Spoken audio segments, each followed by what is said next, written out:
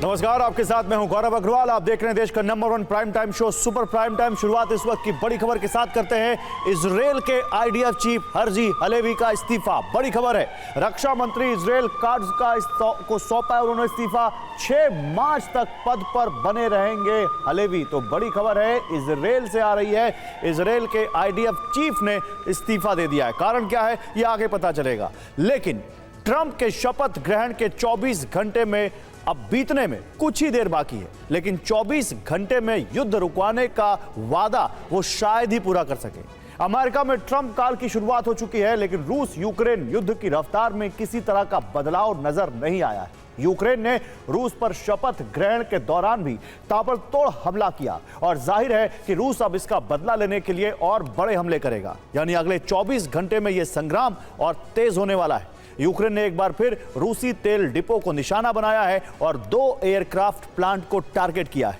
इसलिए दावा किया जा रहा है कि फिलहाल युद्ध विराम पर पूर्ण विराम कायम रहेगा और यूक्रेन में और भीषण संग्राम छिड़ेगा।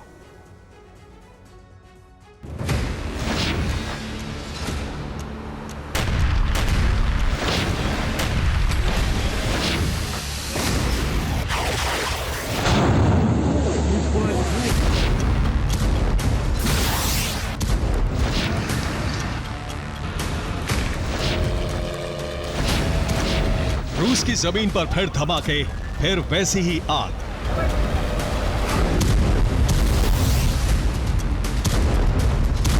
कई दिनों से जारी तबाही का सिलसिला सोमवार को भी जारी रहा।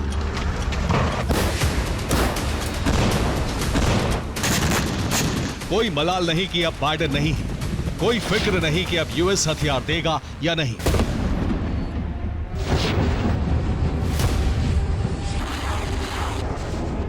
बदलाव न तो यूक्रेनी फौज के हमलों की रफ्तार में है और न ही उन हमलों के अंजाम में।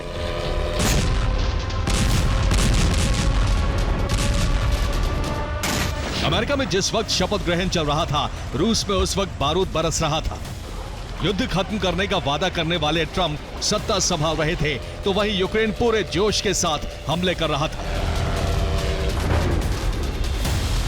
इन तस्वीरों से जाहिर है कि ना तो ज़ेलेंस्की की सोच बदली है और ना ही यूक्रेनी सैनिकों के जोश में कमी है।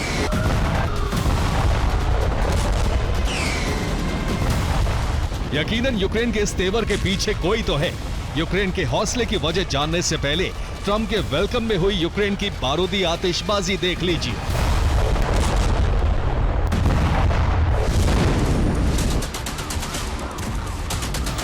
रूस के स्मोलेंस्क में यूक्रेन ने कीव के रिहायशी इलाके में हमले का बदला लिया। यूक्रेनी ड्रोन से एक अपार्टमेंट के 6 मंजिलों में आग लग गई। रूस के स्मोलेंस्क में यूक्रेनी ड्रोन के टारगेट पर एक बहुत बड़ा ठिकाना था। यूक्रेनी ड्रोन यहां एक एयरक्राफ्ट प्लांट पर गिरा।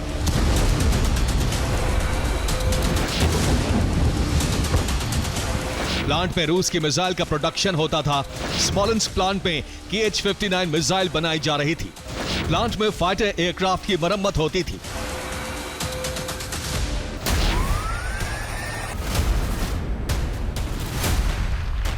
रूस के एयरक्राफ्ट प्लांट पर यूक्रेन का 2 दिनों में लगातार दूसरा हमला था।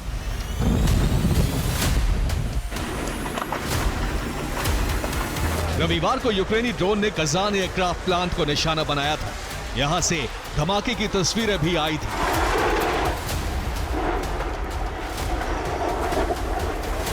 फैक्ट्री में रूस के बॉम्बर का प्रोडक्शन होता था। Tu-160 और Tu-22 एयरक्राफ्ट बनते थे। धमाके की वजह से प्लांट में आग लग गई।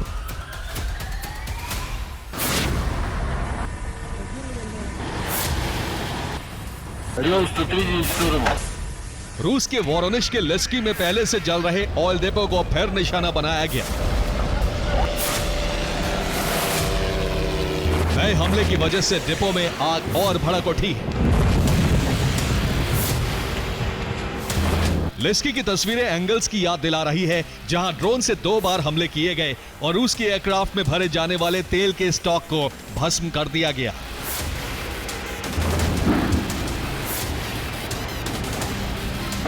रूस के लेनिनग्राद में एक रहस्यमयी आग को लेकर भी यूक्रेन पर हमले का शक जताया जा रहा है। यहाँ सड़क किनारे मौजूद कई कंटेनर में भयंकर आग लग गई। रूस की तरफ से किसी हमले का दावा नहीं है, लेकिन माना जा रहा है कि इसके पीछे भी यूक्रेनी जासूस हो सकते हैं।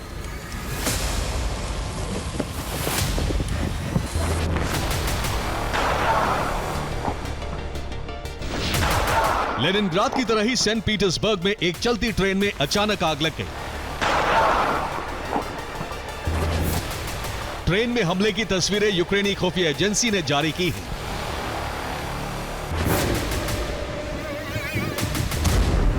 पिछले 1 महीने से यूक्रेनी जासूसों ने सेना की सप्लाई से जुड़ी कई ट्रेनों को भस्म कर दिया है। आपको दिखाते हैं रूस में कितनी तबाही हुई है।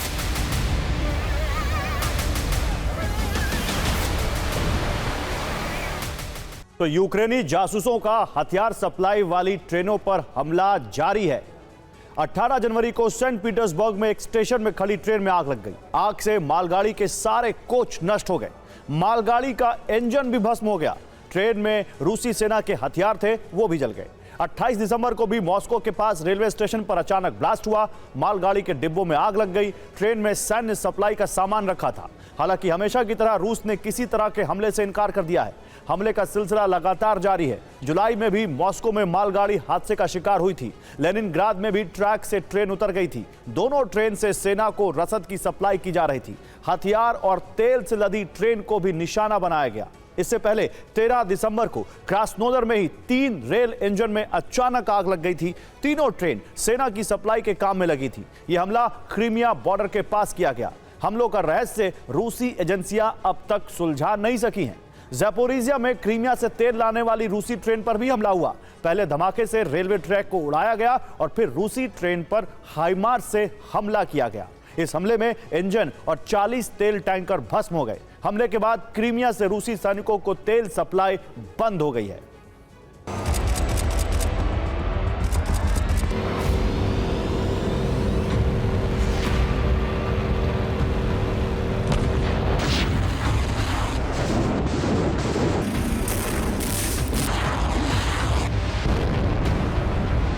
सिर्फ रेलवे स्टेशन ही नहीं, यूक्रेनी एजेंट्स एयरबेस में भी घुसकर हमले कर रहे हैं।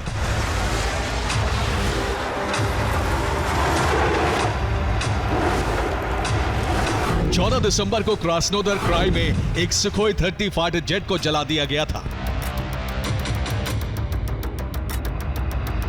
रहस्यमयी आग और हमलों का सिलसिला लगातार जारी है।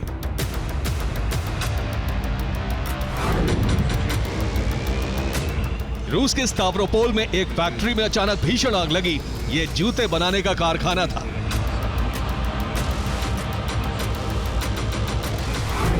ब्रियांस्क और रोस्टोव में भी हमले। ब्रियांस्क में 18 ड्रोन गिराए गए। रोस्टोव में 12 ड्रोन गिराने से बड़ी तबाही टल गई। वॉरजोन से एक और तस्वीर आई है। रूसी बीटीआर वाहन से लगातार फायरिंग को देखकर लग रहा है कि रूसी सेना किसी ठिकाने पर हमला कर रही है।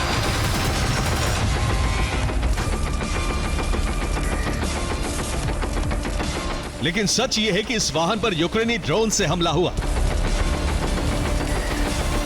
आग लगने के बाद वाहन में जो खराबी आई, उसकी वजह से लगातार फायरिंग होने लगी।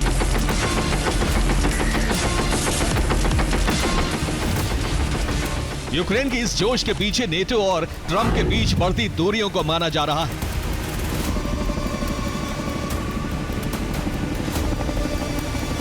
यूरोपियन यूनियन से यूक्रेन को भरोसा मिला है। यूरोपियन यूनियन हथियारों की सप्लाई जारी रखेगा। नेटो प्रमुख यूक्रेन के लिए हथियार सप्लाई करेंगे।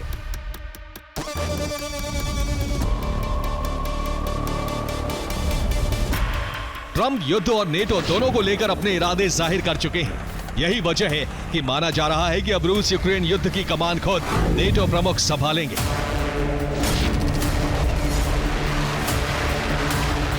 यूक्रेन के जरिए नेटो का ट्रंप को संदेश है कि रूस के सामने यूरोप झुकेगा नहीं। वॉर एक्सपर्ट्स के मुताबिक युद्ध को लंबा खींचा जाएगा ताकि रूस भीषण पलटवार के लिए मजबूर हो और ट्रंप हथियारों की सप्लाई न रोक सके। Bureau report, TV9 Bharatvarsh. और तुर्की के एक होटल में भीषण आग लग गई। आग लगने से 66 लोगों की मौत हो गई। कई घंटों से आग बुझाने का काम जारी है। बोलू माउंटेन पर मौजूद होटल में कई लोग फंस गए। ये एक स्की रिजॉर्ट है जहां पर यह आग लग गई। तो ये देखिए, ये है तुर्की का एक स्की रिजॉर्ट। ऊपर पहाड़ी पर ये स्की रिजॉर्ट है जहां पर आग लग गई। 66 लोगों की मौत हो गई। ये पूरा होटल लकड़ियों से बना हुआ था। इसमें बहुत ज़्यादा लकड़ियों का इस्तेमाल किया गया था, इसलिए भी आग तेज़ी से फैली। और क्योंकि फायर ब्रिगेड की गाड़ी बहुत तेज़ी से यहाँ पहुँच नहीं पाई, ऊपर था ये होटल, इस वजह से भी आग तेज़ी से फैली। 66 लोगों की मौत हो गई।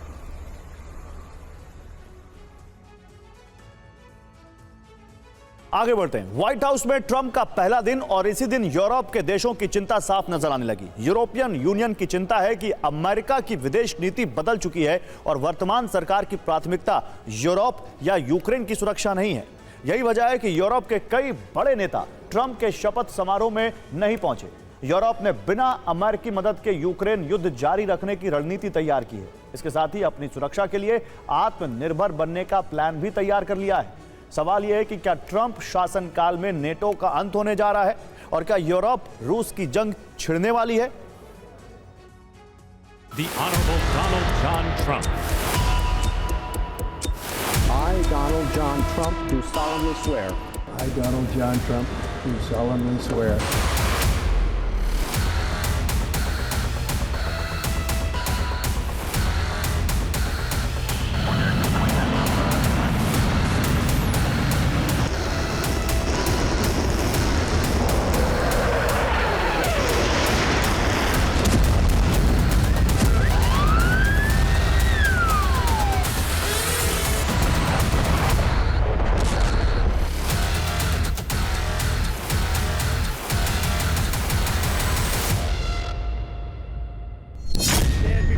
किसी देश की विदेश नीति को पूरी तरह बदलने में कई दशक लगते हैं। ट्रंप की वापसी के साथ ही अमेरिका की विदेश नीति में परिवर्तन दिखने लगे हैं।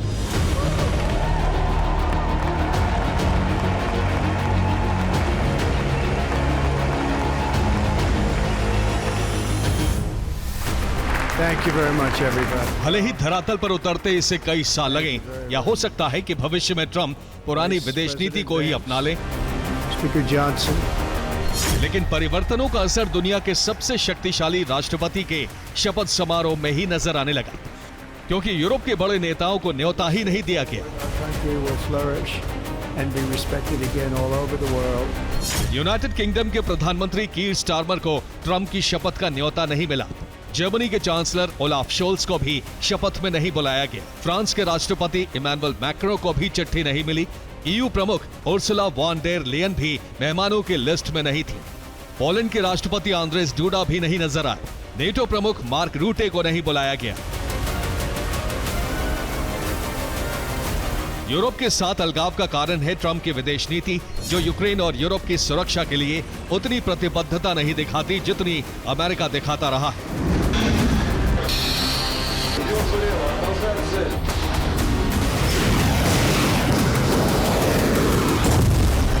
अब ये खाई और चौड़ी होती जा रही है।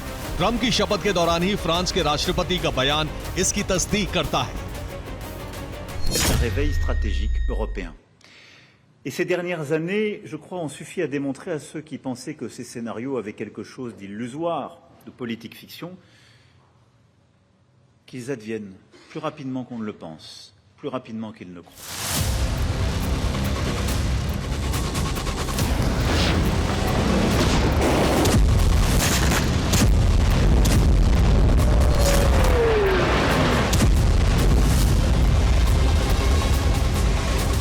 ट्रंप की वापसी के साथ ही यूरोप का सुरक्षा चक्र उतना मजबूत नहीं रह गया है जितना माना जाता रहा है। इसकी वजह है यूक्रेन की सुरक्षा गारंटी से अमेरिका का हाथ खींचना।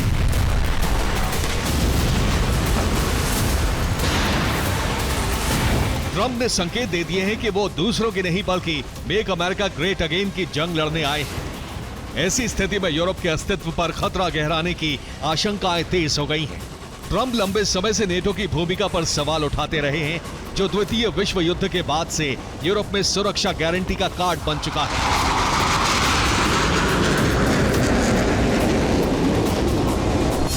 नेटो में यूरोप के 30 देश हैं।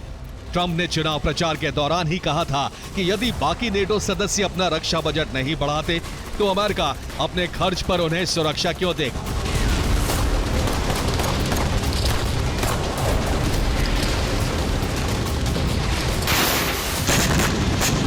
ट्रंप ने शर्त रखी थी कि हर नेटो देश को जीडीपी का 2% रक्षा बजट पर खर्च करना होगा, लेकिन अभी 3.6% के साथ अमेरिका, 2.2% के साथ ग्रीस, 2.14% के साथ एस्टोनिया, 2.10% के साथ यूनाइटेड किंगडम और 2% के साथ पोलैंड ही इस शर्त को पूरा कर रहे हैं। फ्रांस 1.8% और जर्मनी 1.2% खर्च करते हैं और बाकी 25 देश 1% से भी कम नेटो डिफेंस बजट पर खर्च कर रहे हैं। ट्रंप की वापसी के साथ ही यूरोपीय देशों को डर है कि अमेरिकी सैन्य बेड़े का रक्षा कवच भी उनके सिर से छिन सकता है। जिस तैयारी के संकेत मैक्रो दे रहे हैं वो नेटो के ईस्टर्न फ्लैंक पर नजर आने लगी है, क्योंकि रूसी सीमा से सटा यही सबसे संवेदनशील क्षेत्र है जिसे नेटो चीफ और पूरा यूरोप खतरा मानता है। ट्रंप की शपथ के बाद ज़ेलेंस्की को डर भी था और उम्मीद भी। डर इस बात का कि ट्रंप यूक्रेन को हथियारों की सप्लाई बंद कर देंगे और उम्मीद इस बात की कि बातचीत के जरिए ट्रंप सीज फायर करवा सकते हैं। ज़ेलेंस्की की यह आखिरी उम्मीद अब टूट चुकी है। पुतिन ने युद्ध विराम के लिए ऐसी शर्त रख दी है जिसे ट्रंप के लिए पूरा करना बेहद मुश्किल है। ऐसे में इसे पुतिन का सीज फायर की संभावनाओं से इनकार माना जा रहा है। अब दावा है कि पुतिन बहुत जल्द पूरे पूर्वी यूक्रेन पर कब्जे की जंग शुरू कर सकते हैं। अमेरिका की 47वें राष्ट्रपति की शपथ लेने के बाद डोनाल्ड ट्रंप एक के बाद एक फाइलों पर हस्ताक्षर कर रहे थे। इसी दौरान एक सवाल के जवाब में ट्रंप ने साफ साफ कहा कि अगर वो राष्ट्रपति होते तो रूस यूक्रेन की जंग कभी शुरू नहीं होती।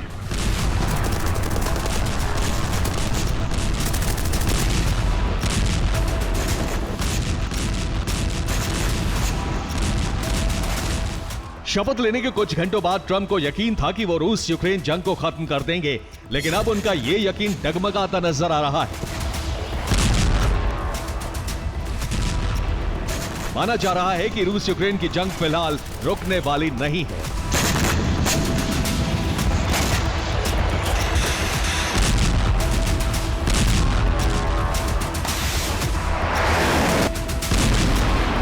दरअसल शपथ के बाद जिस ट्रंप पुतिन की वार्ता की चर्चा हो रही थी, फिलहाल वो डिरेल होती नजर आ रही है, जिसकी वजह है बीते 24 घंटे में आया पुतिन का बयान, जो शायद डोनाल्ड ट्रंप को बिल्कुल पसंद नहीं आया होगा।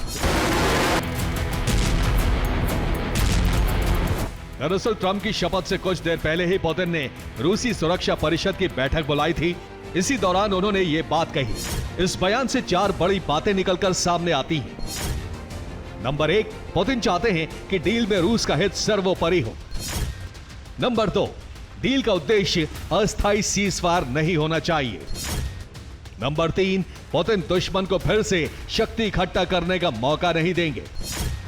नंबर 4, वार्ता का उद्देश्य दीर्घकालिक शांति होना चाहिए।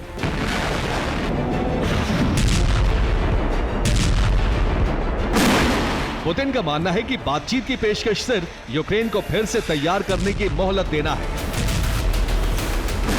यूक्रेन और नेटो कुछ महीनों का युद्ध विराम लेकर फिर पूरी तैयारी से रूस पर हमला करेंगे।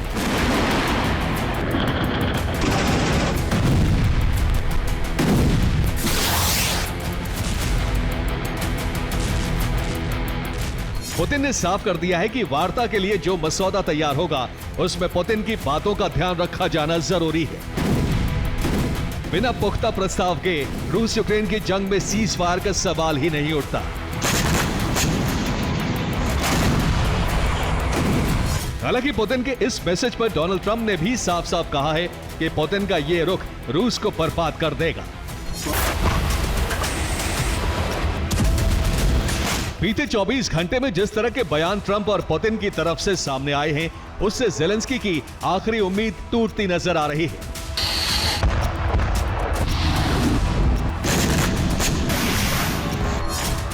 दरअसल एक तरफ रूसी राष्ट्रपति व्लादिमीर पुतिन सीज फायर के लिए इच्छुक नहीं दिख रहे हैं, तो दूसरी तरफ ट्रंप ने साफ कर दिया है कि अमेरिका अब दूसरों की जंग नहीं लड़ेगा।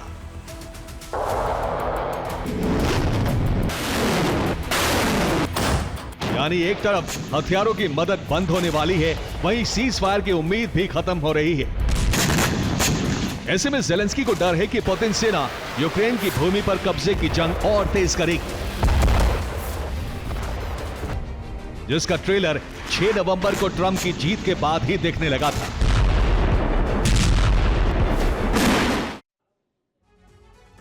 और 6 नवंबर के बाद रूसी सेना ने यूक्रेन पर कब्जे की रफ्तार दोगुनी कर दी थी। यूक्रेन के मैप पर जो लाल रंग वाला हिस्सा है, यहां 6 नवंबर से पहले रूस का कब्जा हो चुका था।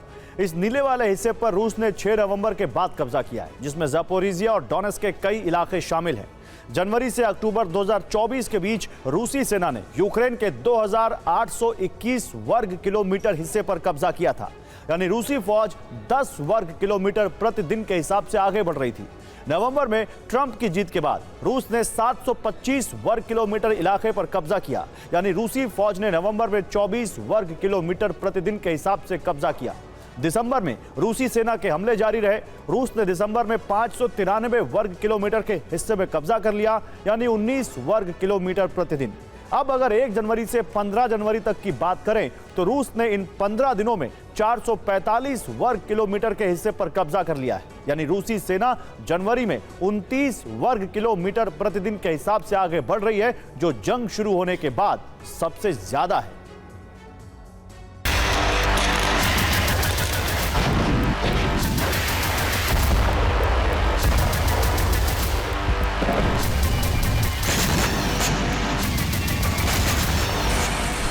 पुतिन किसी भी कीमत पर फिलहाल सीज़फायर नहीं चाहते हैं। उनका एजेंडा यूक्रेन के अधिकतम भूभाग पर रूसी झंडा लहराना है, जो आने वाले वक्त में पुतिन सेना के लिए बेहद आसान होने वाला है।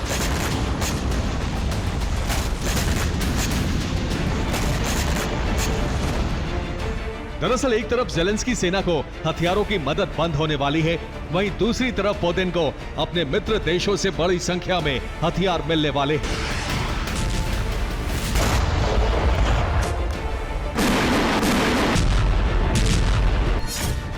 उत्तर कोरिया रूस को KN-25 मिसाइलों का जखीरा देने जा रहा है। इसके अलावा होवित्जर तोपें भी उत्तर कोरिया से रूस भेजी जाएंगी। ईरान से रूस को शाहिद ड्रोन मिलने वाले हैं। इसके अलावा फतेह 360 मिसाइलें भी रूस पहुंच सकती हैं।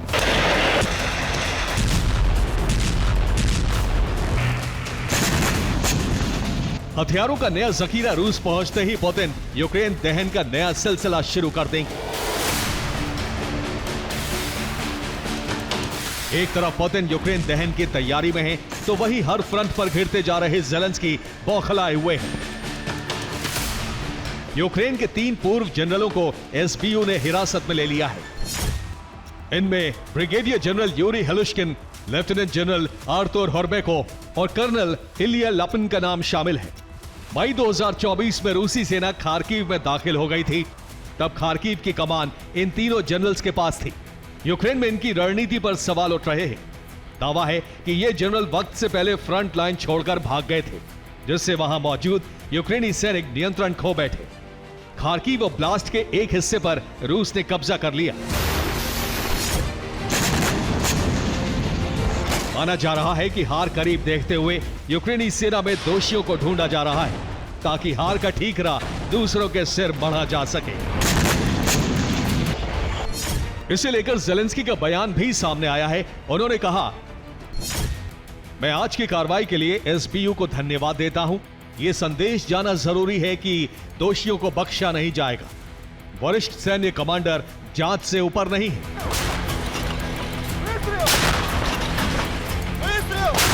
साफ है, बीते 24 घंटे में वॉशिंगटन से लेकर क्रेमलिन तक जो कुछ हुआ, उसने यूक्रेनी सेना और ज़ेलेंस्की को घोर निराशा में डुबा दिया है। डर है कि पुतिन बहुत जल्द ज़ेलेंस्की का खेल खत्म कर सकते हैं। Bureau report, TV9 Bharatvarsh. तो ट्रंप ने शपथ ग्रहण के बाद चीन को लेकर कई बड़े ऐलान कर दिए, जिससे साफ हो गया कि ट्रंप चीन को बैकफुट पर धकेलने के लिए एक बड़ी रणनीति बनाने जा रहे हैं। अगर चीन ने पलटवार किया तो महायुद्ध की शुरुआत हो सकती है, क्योंकि जिनपिंग और पुतिन ने मीटिंग करके अमेरिकी वर्चस्व को तोड़ने का ऐलान कर दिया है। यानी सुपर पावर अमेरिका के खिलाफ 2 महाशक्तियां एकजुट हो चुकी हैं, जिनके बीच टकराव का पहला एपिसेंटर पनामा कैनाल बन सकती है। इसके पीछे की वजह इस एक्सक्लूसिव रिपोर्ट में समझिए।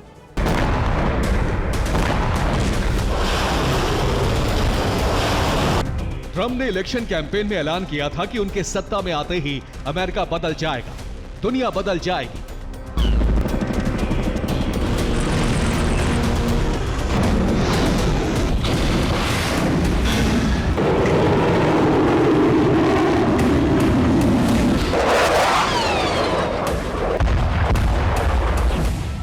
ट्रंप के फैसलों से उनकी कही बात सही साबित होती दिख रही है। दुनिया तेजी से बदलने की तरफ बढ़ रही है, लेकिन ट्रंप के हिसाब से नहीं, बल्कि तीसरे विश्व युद्ध की तरफ। क्योंकि ट्रंप के ऐलान के बाद चीन और रूस भड़क गए हैं। पुतिन ने युद्ध विराम का फैसला मानने से इनकार कर दिया है, जबकि चीन ट्रंप के फैसलों से बौखला गया है। यानी हालात सुधरने के बजाय बिगड़ने लगे हैं। इसका सीधा मतलब है कि अमेरिका से रूस चीन का टकराव बढ़ गया है।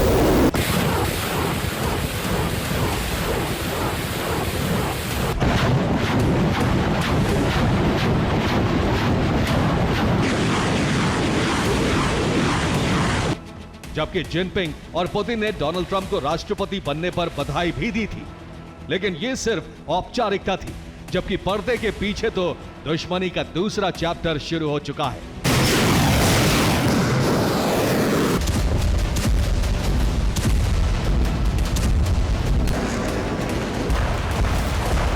ट्रंप ने शपथ लेने के बाद चीन को लेकर 3 बड़े फैसले लिए। पनामा कैनाल को चीनी नियंत्रण से मुक्त कराने का ऐलान, WHO को चीन के दबाव से मुक्त कराने के लिए WHO से यूएस हटा, मेड इन अमेरिका के जरिए चीन की अर्थव्यवस्था के खिलाफ हल्ला बोल।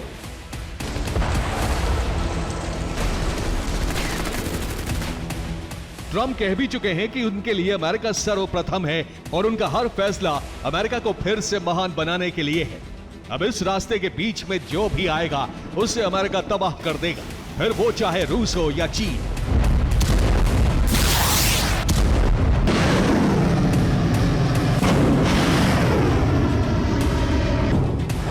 खासतौर से पनामा नहर को लेकर ट्रंप ने साफ कहा कि अमेरिका इसे पनामा से वापस लेने जा रहा है।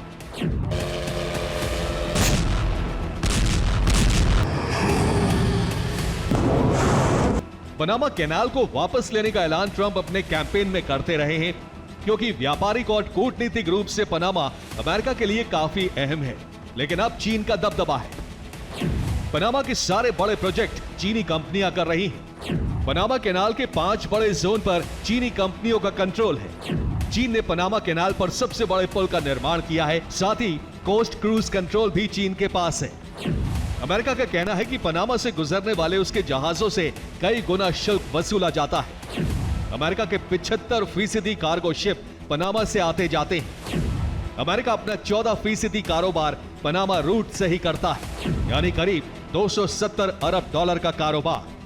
पनामा कैनाल से हर साल 14,000 जहाज निकलते हैं, जो कि विश्व के समुद्री व्यापार का 6% है, और इसमें भी इसका सबसे ज्यादा इस्तेमाल अमेरिका करता है।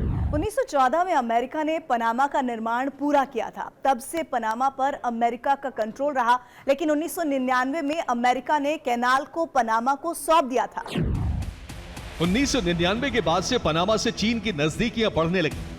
चीन ने लगातार निवेश किया, जिससे चीनी कंपनियों को पनामा के सारे प्रोजेक्ट मिल गए। ऐसे में अमेरिका का प्रभाव भी कम हुआ।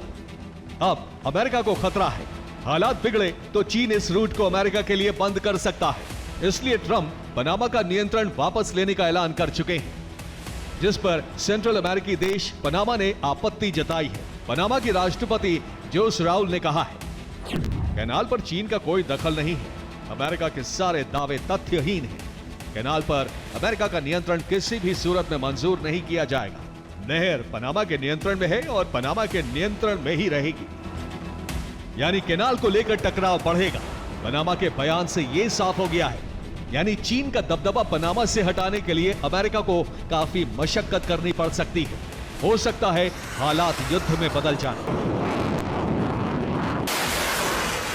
चीन से अमेरिका का तनाव ताइवान और फिलीपींस को लेकर भी बढ़ सकता है, क्योंकि चीन ताइवान पर कब्जे के लिए कभी भी हमला कर सकता है। फिलीपींस की समुद्री सीमा में चीन ने अपने वॉरशिप तैनात कर दिए हैं, जिसे हटाने के लिए अमेरिका अपना 7वां बेड़ा दक्षिणी चीन सागर में भेज रहा है। ट्रंप ने चीन को घेरने के लिए पुख्ता रणनीति बनाई है, जिसमें एक तरफ चीन के सामान पर इंपोर्ट ड्यूटी बढ़ाई है, साथ ही अमेरिका इलेक्ट्रिकल व्हीकल्स का प्रोडक्शन बढ़ाने की तैयारी कर चुका है। इसके अलावा मेड इन अमेरिका प्रोडक्ट्स पर जोर दिया जाएगा। इसके अलावा WHO में चीन का प्रभाव बढ़ने से भी अमेरिका ने खुद को WHO से अलग कर लिया है। अब अमेरिका चीन के विस्तारवादी मंसूबे को भी रौंदने की तैयारी कर रहा है, खासतौर से 3 मोर्चों पर। पहला मोर्चा ताइवान, दूसरा मोर्चा फिलीपींस, तीसरा मोर्चा हांगकांग। ट्रंप ने शपथ लेने के बाद अपने भाषण में चीन पर सबसे ज्यादा प्रहार किया, क्योंकि इस वक्त चीन अमेरिका के लिए सबसे बड़ी चुनौती बन चुका है। इसलिए अमेरिका आर्थिक और रणनीतिक तौर पर चीन को बैकफुट पर ढकेलना चाहता है, लेकिन चीन पीछे हटने को तैयार नहीं है, बल्कि वो रूस के साथ मिलकर अमेरिका से टकराने की तैयारी में है। ट्रंप के ऐलान के तुरंत बाद जिनपिंग और पुतिन ने वीडियो कॉन्फ्रेंसिंग के जरिए मीटिंग की और अमेरिका के खिलाफ रणनीति बनाई। पुतिन से मुलाकात के बाद जिनपिंग ने दोनों देशों के संबंधों को नई ऊंचाई पर ले जाने की बात कही है, जिसमें साथ मिलकर अमेरिका का विरोध करने पर भी सहमति जताई।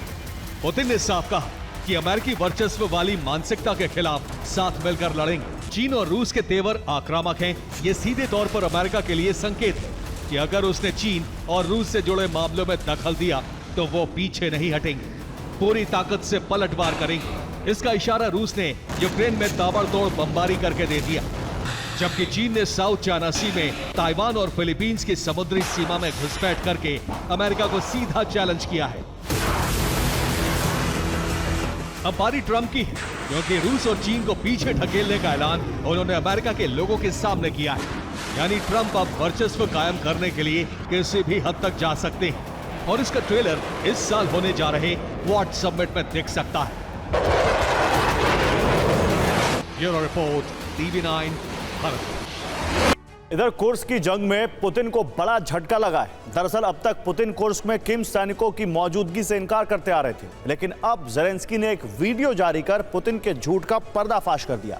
सिर्फ इतना ही नहीं, दावा है कि कोरियाई सैनिकों को छल से रूस लाया गया। डोनाल्ड ट्रंप अमेरिकी राष्ट्रपति के तौर पर शपथ ले चुके हैं, लेकिन अभी तक रूसी सेना यूक्रेन को कुर्स्क की जमीन से खदेड़ नहीं सकी।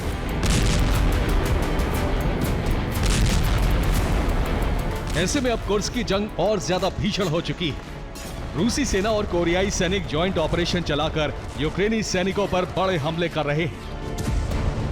बीते 24 घंटे में कुर्स्क में यूक्रेन को जबरदस्त नुकसान पहुंचा है।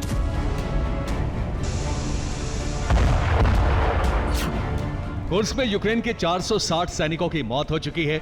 यूक्रेन के 4 टैंक तबाह हो गए, 4 इन्फेंट्री व्हीकल रूसी सैनिकों ने नष्ट कर दिए, 10 बख्तरबंद वाहन भी तबाह कर दिए गए। इसके अलावा यूक्रेन के 4 ड्रोन हेडक्वार्टर और 1 हथियार डिपो भी तबाह कर दिया गया है।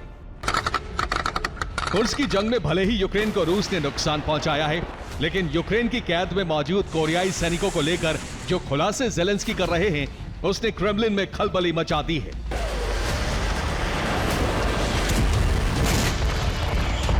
ज़ेलेंस्की ने यूक्रेन की कैद में मौजूद कोरियाई सैनिक का एक और वीडियो जारी किया है। इस वीडियो में किम का सैनिक कई खुलासे करता नजर आ रहा है। पूछताछ के दौरान कोरियाई सैनिक साफ साफ कहते सुना जा सकता है कि उसे रूस लड़ने भेजा जा रहा है। इसकी कोई जानकारी नहीं दी गई थी। दरअसल किम जोंग और रूसी राष्ट्रपति लगातार इस बात से इनकार करते आए हैं कि कुर्स्क में उत्तर कोरिया के सैनिक जंग लड़ रहे हैं, लेकिन इस खुलासे ने इस झूठ का पर्दाफाश कर दिया है।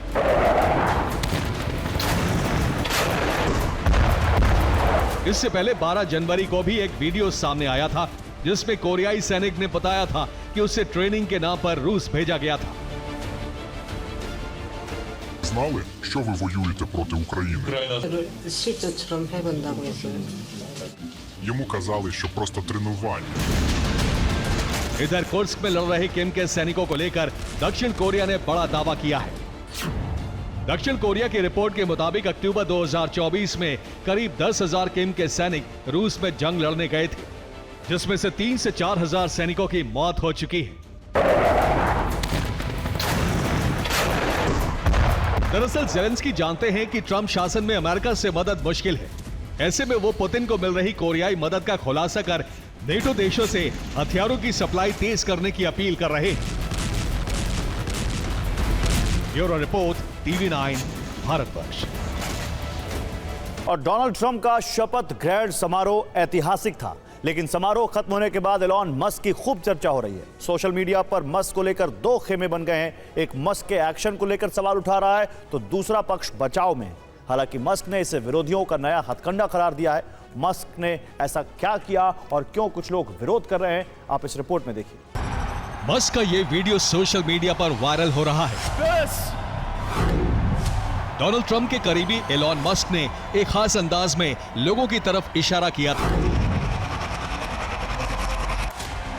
इशारा सलामी का था, धन्यवाद देने और आभार प्रकट करने जैसा था। लेकिन इसी सलामी को लेकर सोशल मीडिया पर हंगामा मच गया। मस्क के इस सलामी के स्टाइल को लोग नाजी सैल्यूट बता रहे हैं।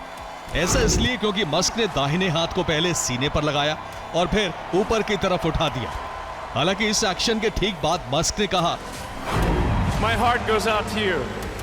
हो सकता है दिल से आभार देने के लिए मस्क ने ऐसा किया, लेकिन इस सैल्यूट की इंटरनेट पर खूब आलोचना हो रही है। लोग इसे हिटलर और नाजी से जोड़कर देख रहे हैं। सोशल मीडिया पर अब दो पक्ष नजर आ रहा है। कुछ इसे नाजी सैल्यूट ही मान रहे हैं और हिटलर स्टाइल की सलामी देने के तरीके पर सवाल उठा रहे हैं। वहीं दूसरा पक्ष इसे उत्साह में किया गया एक्शन मान रहा है और इसे नाजी से प्रभावित नहीं मानता।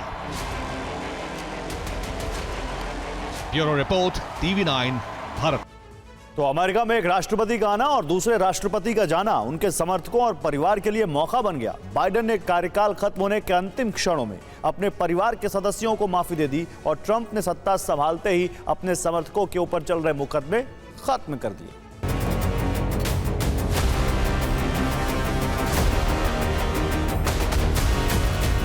बीस जनवरी 2025 बाइडेन के राष्ट्रपति कार्यकाल का अंतिम दिन था और इसी दिन से अमेरिका में ट्रंप सत्ता की फिर शुरुआत हो गई।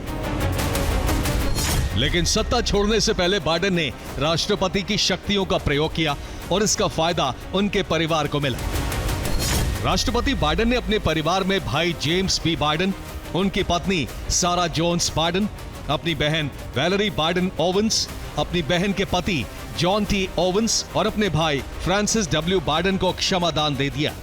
ये उसी क्षमादान की कॉपी है जिस पर बाइडेन ने अंतिम समय में हस्ताक्षर किए। बाइडेन ने इस फैसले पर सफाई देते हुए कहा कि उनके परिवार पर आधारहीन आरोपों के चलते राजनीतिक बदले की नीयत से मुकदमे चलाए जा सकते थे। इनके मान सम्मान की रक्षा के लिए ये कदम उठाया गया है। इससे पहले पिछले ही महीने जो बाइडेन ने अपने बेटे हंटर बाइडेन को गन केस में दोषी ठहराए जाने के बाद सजा माफ कर दी थी। बाइडेन ने कार्यकाल खत्म होने से पहले अपनों की सजा माफ की और ट्रंप ने कार्यकाल शुरू होते ही अपने समर्थकों पर चल रहे मुकदमे खारिज कर दिए। इन तस्वीरों को अमेरिका के लोकतांत्रिक इतिहास पर काला धब्बा कहा गया था। इस दिन अमेरिकी कांग्रेस में 2020 के चुनाव परिणामों पर कांग्रेस का सर्टिफिकेशन जारी हो रहा था। ट्रंप के चुनाव हारने से बौखलाए उनके समर्थकों ने कैपिटल हिल्स पर हमला बोल दिया और कांग्रेस का सत्र पूरा नहीं हो सका।